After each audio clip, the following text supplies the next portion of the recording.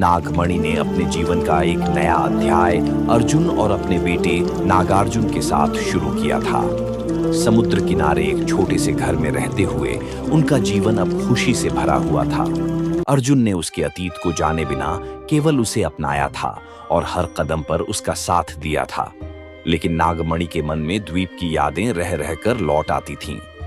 उसे कभी कभी महसूस होता कि द्वीप से उसकी एक अमर कड़ी जुड़ी हुई है, जिसे वह चाहकर भी तोड़ नहीं सकती। उधर द्वीप का अकेलापन बढ़ता जा रहा था। नागवंश के बुजुर्ग, जो नागमणि को अपने परिवार का अभिन्न अंग मानते थे, उसकी अनुपस्थिति को महसूस करते थे। उन्हें उसकी याद आती थी और ऐसा लगता था कि द्वीप की शक्ति कमजोर हो रही है, जैसे कि नागमणि के बिना द्वीप ने अपने महत्व को खो दिया हो। एक दिन नागवंश के एक पुराने सदस्य को एक अखबार में खबर मिलती है कि शहर में एक महिला है जो अद्भुत शक्तियों से भरी हुई है और समाज के दुश्मनों के खिलाफ लड़ाई में जुटी है। उस अखबार की तस्वीर को देख नागवंश के लोगों को यकीन हो जाता है कि वह महिला और कोई नहीं बल्कि नागमणि ही हो सकती है। इस विचार ने नागवंश को उसके तलाश में शहर जाने के लिए प्रेरित किया। अपने द्वीप की प्राचीन शक्तियों के सहारे नागवंश का एक प्रतिनिधि शहर की ओर निकल पड़ता है। उसके मन में केवल एक संकल्प है, वह नागमणि को वापस लाएगा, उसे उसकी जिम्मेदारियों का एहसास कराएगा और द्वीप को उसकी अनुपस्थिति से मुक्त करेगा। शहर में नागमणि अर्जुन के साथ मिलकर अपराध और भ्रष्टाचार के खिलाफ संघर्ष कर रही थी। उसने अपना जीवन समाज में सकारात्मक बदलाव लाने के लिए समर्पित कर दिया था।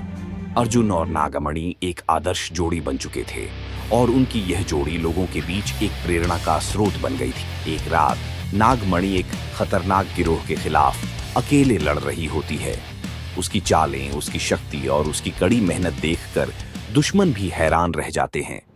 तभी अचानक एक अजीब सी शांति के बीच नागवंश का वह प्रतिनिधि उसके सामने आ खड़ा होता है।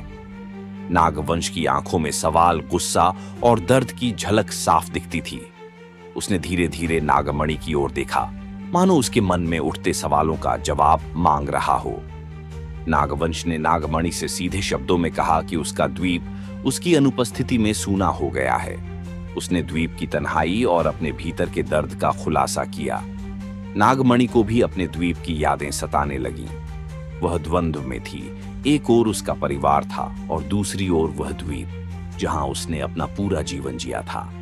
वह समझ नहीं पा रही थी कि क्या सही है और क्या गलत। जब अर्जुन को नागमणि की कहानी का पता चलता है तो वह उसे पूरी तरह समझता है। उसने नागमणि को अपने दिल से समर्थन देने का निर्णय लिया और उसे कहा कि यदि वह द्वीप लौटना चाहती है तो वह उसके हर फैसले में साथ रहेगा। अर्जुन का यह समर्थन नागमणि के लिए बहुत बड़ा था। नागमणि, अर्जुन और नागवंश ने मिलकर एक नई टीम बनाने का निर्णय लिया। उन्होंने महसूस किया कि उनकी ताकतें और समझ एक साथ मिलकर कुछ बड़ा कर सकती हैं।